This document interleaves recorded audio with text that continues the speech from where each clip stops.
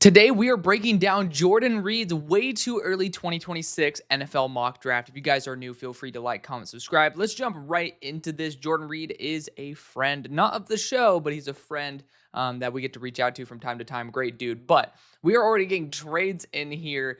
We have the Browns trading up to number 1 to select Cade Klubnik out of Clemson. Cade has been taking steps up every single year. I will say the board below my face is far from completed, so keep that in mind. However, going to be continually adding players. These are only all 22 grades, so please keep that in mind. Outside of Wendell Moe, I love that guy, so I ended up having to include him anyways. But Caleb Downs going to be way higher on this list.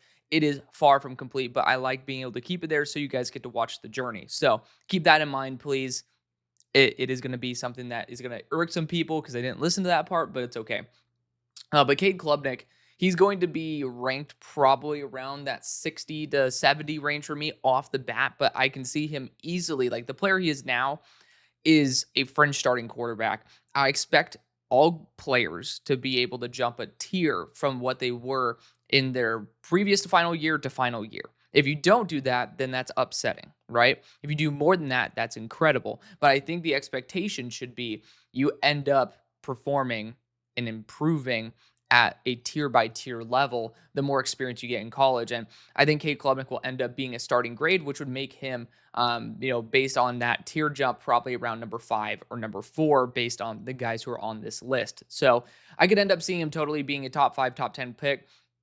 Number 1, I think it's going to be very hard to swallow with Lenore Sellers. And I already know that I'm pretty sure Arch Manning's not included in this because I saw part of an argument on Twitter about it. But today's video sponsor is Penalty Verdict, and a one-of-a-kind app that allows you to vote on penalties for both college and NFL games. Let's jump right into the app. First off, you get to pick your team. This is an app based on voting on penalty calls in real time for both college and NFL football games. So you get to choose your team, but that is going to be for the NFL. I do believe that there's going to be a college feature coming soon as well. Of course, this is designed for you to be able to engage with a community of football fans who desire fair play and accountability. Of course, if you log in every single day, you get more and more XP. I do love that feature 100%. But if you're looking at the screen right now, you get to see that there's live upcoming final and future games. Clicking right now into San Francisco's game where they ended up playing the Jets, you get to see right here a perfect example of the penalty feed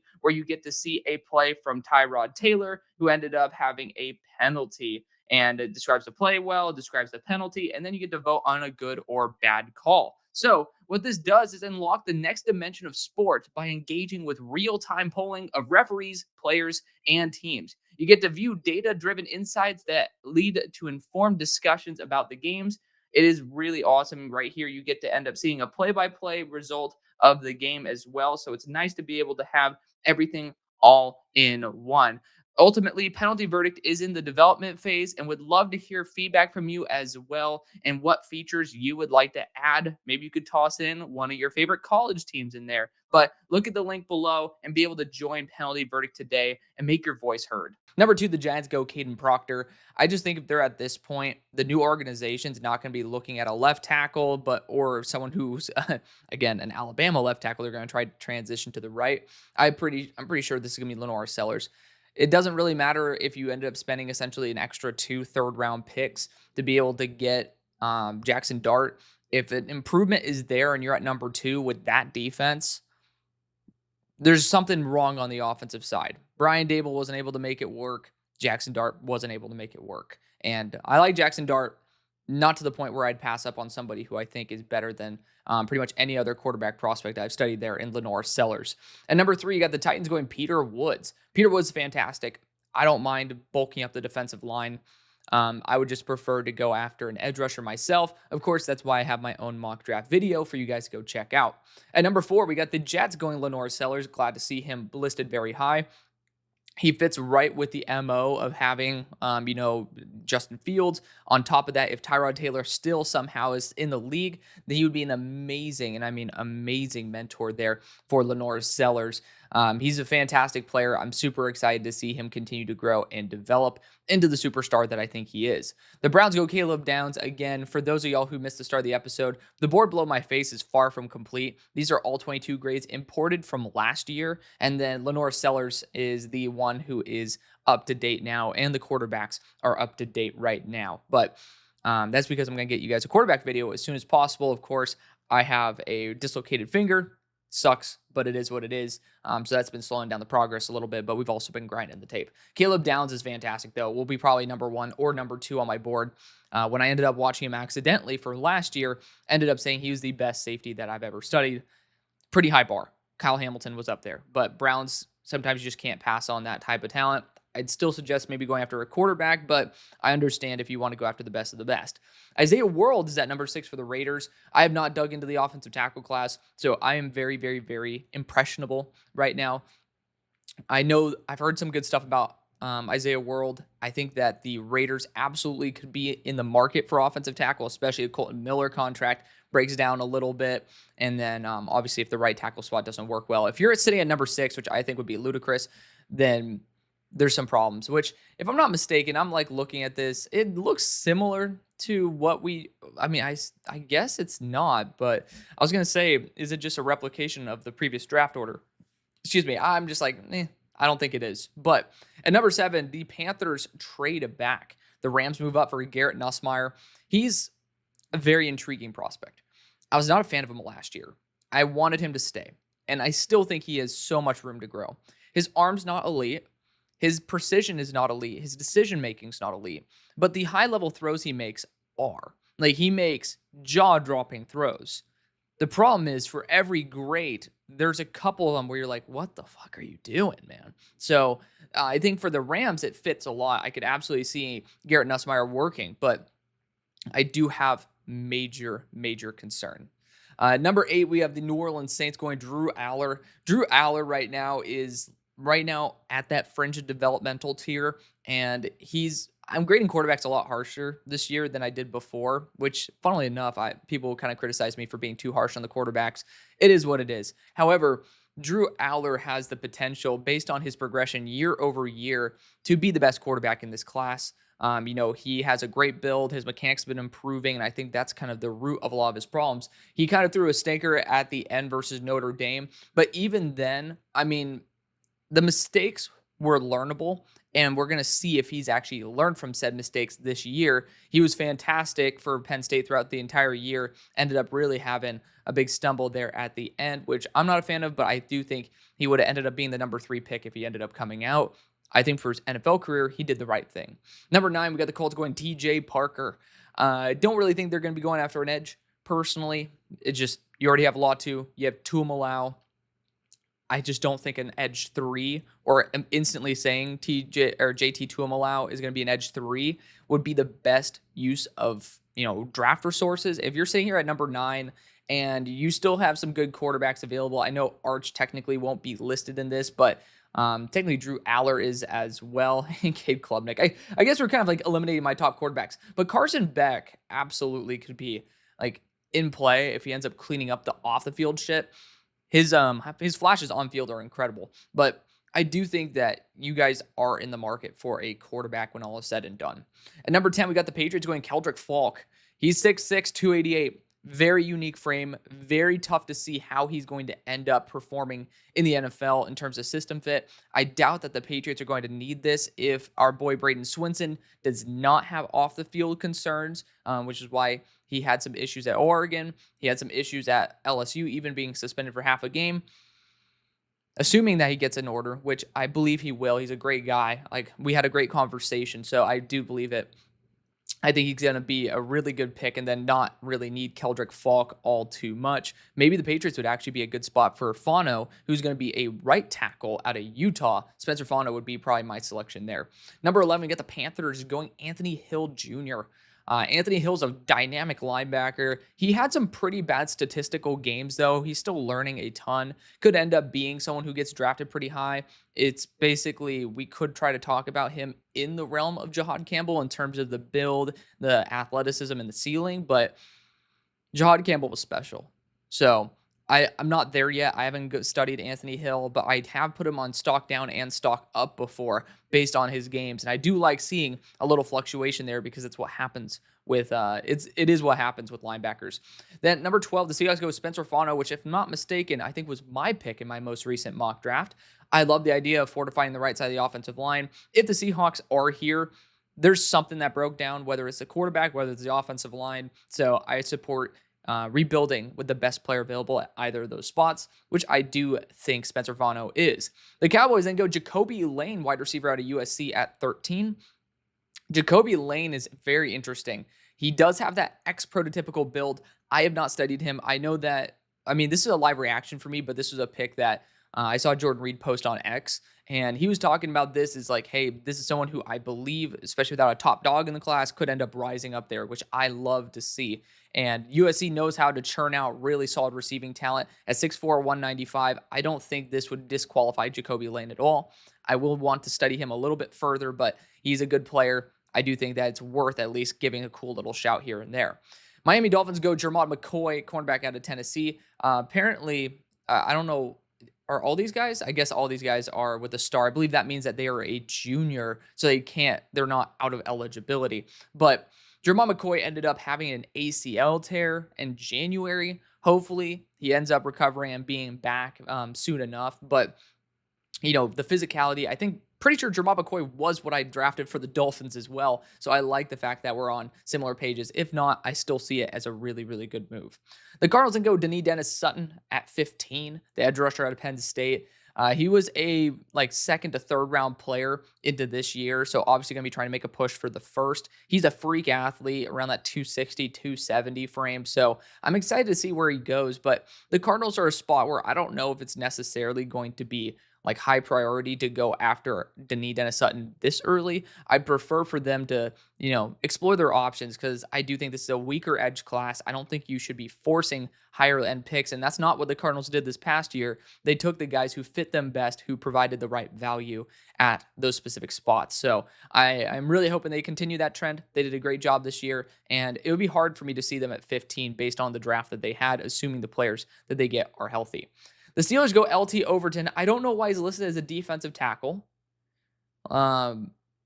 Is he bulking up? Because he was an edge rusher last year. Off the edge or reduce inside. Okay.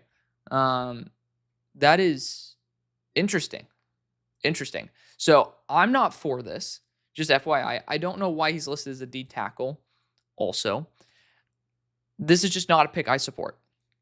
It is what it is. I make picks that people don't like.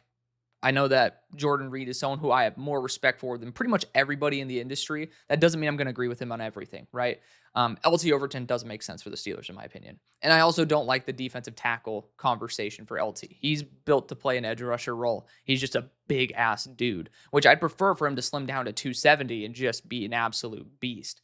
But I'm not a fan of that one. If we're at 16, I think that we should start considering that quarterback route. If not quarterback, another cornerback. This is a great corner class, and I would prefer to probably look at that primarily. Bears then go Jeremiah Love at 17. They did wait a long time to go after running back. Granted, they ended up getting arguably the steal of the draft with at the running back position, at least, with Kyle Monungai, who I had as a top 5 running back in the class. Jeremiah Love actually works quite well with Kyle Monungai, with DeAndre Swift being bye-bye most likely.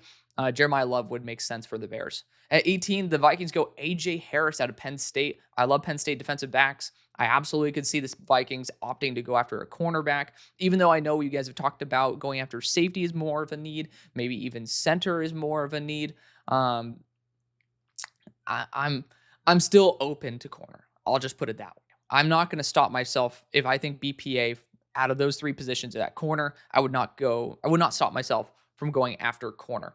At number 19 for the Denver Broncos, they're going Carnell Tate. Carnell Tate, if he stops dropping easy touchdown passes, I think he's going to go off. He's a really solid receiver and, definitely someone belonging in the first round. So we'll see if he ends up having the pleasure of being a first. Right now, I'm not so sure, but we will see. He's someone who's snuck into the first in all of my mocks, but I don't think that it's as guaranteed as maybe what I've portrayed. Buccaneers then end up going C.J. Allen, the linebacker out of Georgia.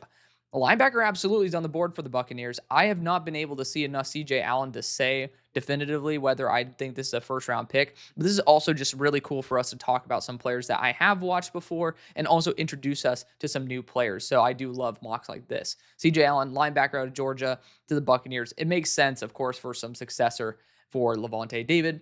At 21, the Texans go after another offensive tackle, Francis Mauigoa. You could end up pretty much locking up both right tackle and left tackle within a year. Mauigoa, if he gets his anchor fixed, is going to be incredible. Again, I have not deep dived into the tackle class. I'm doing it with the quarterback class first, so you guys get that video out ASAP. And so hopefully you guys are excited for that. But Mauigoa, I've watched against a lot of edge rushers. He has a lot of very flashy wins. He also has a lot of glaring losses. So TBD on him. 22, you got the Chargers going Nick Anderson, wide receiver at LSU. Nick is a little bit smaller, if I'm not mistaken, but he's someone who I've noted several times as someone who popped off to me. He is a very good receiver. And like, again, a player that will add some excitement to the Chargers receiving core. I might be incorrect. No, Nick Anderson was, if I'm not mistaken, from Oklahoma. I'm trying to remember the kid in the slot who wore number 1 last year. Okay, no, yeah, so played only 1 game in 2024. Oh, I was not a fan of Nick Anderson.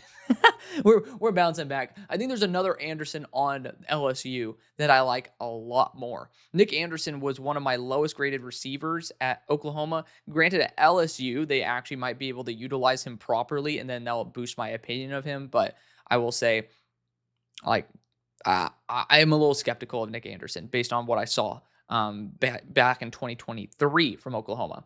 The Rams then go after Caleb Lomu, the tackle out of, or it might be Lomu, the tackle out of Utah.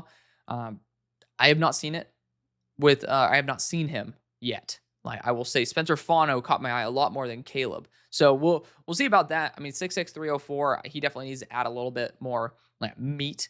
And so he's a left tackle, if I'm not mistaken, because Spencer Fano is the right tackle at Utah.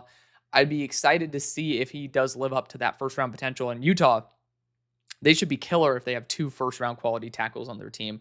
We'll see about that. At 24, love the DJ McKinney pick to the Packers, cornerback out of Colorado. I know my boy Keegs and I are going to disagree on this, but DJ McKinney, this is again, if you guys are just coming in, this is 2024 grades. Like, Antonio Gates Jr. is not going to have this, just FYI. This was this coming into the 2024 season.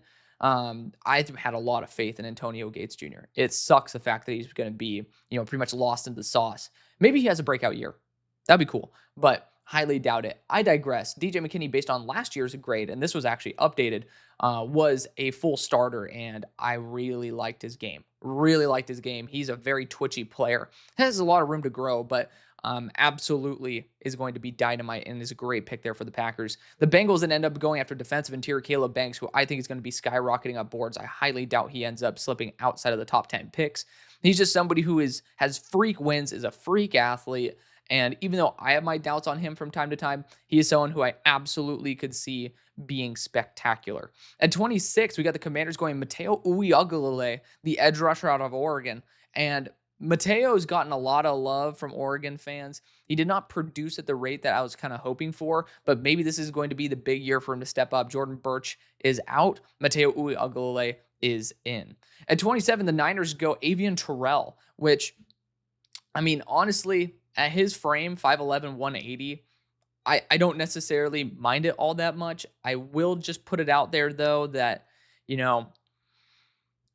I mean, just based on the fact that you guys ended up or just drafting someone who's very similarly framed and Upton Stout, it's a lack of size in that secondary. Lenore, and then you also have Upton Stout. Like, it doesn't mean that's a bad pick because Avian Terrell is a great value at this point. I would just say maybe a little bit early. Or maybe a little bit early for the Niners specifically. Like, I just don't really love the fit. And it's a first-round pick. Then we got the Bills going David Bailey, someone who I've included in my way too early first rounds from time to time. He is really, really fun, and especially for a team that ended up using Steve Linton quite well, I can see them using a much superior product in David Bailey, much better than Stanford even did. At 29, the Lions went Cassius Howell, edge rusher at Texas A&M. Have not seen this guy. Have not seen it, but he was behind Nick Scorton and Shamar Stewart. I hope that I can end up seeing him. He started in the Las Vegas Bowl, so with a sack and interception, I'm excited to watch him. Very excited to watch him. We'll see how that ends up turning out. At number 30, we got the Ravens going Malik Muhammad. I've included this guy several times. He might be better than Jahdae Barron. Jahdae Barron seems like a class A dude, so I'm not going to crap on Jahdae Barron any more than I already have. But Malik Muhammad is a fantastic corner in the flashes I've seen him. So I'm excited to fully grade him too. At 31, the Eagles go Eli Stowers, who he's a good tight end, man. Very good tight end. Could end up being a first-round player. I have Lucky Lawson, and again, this is pre-grade.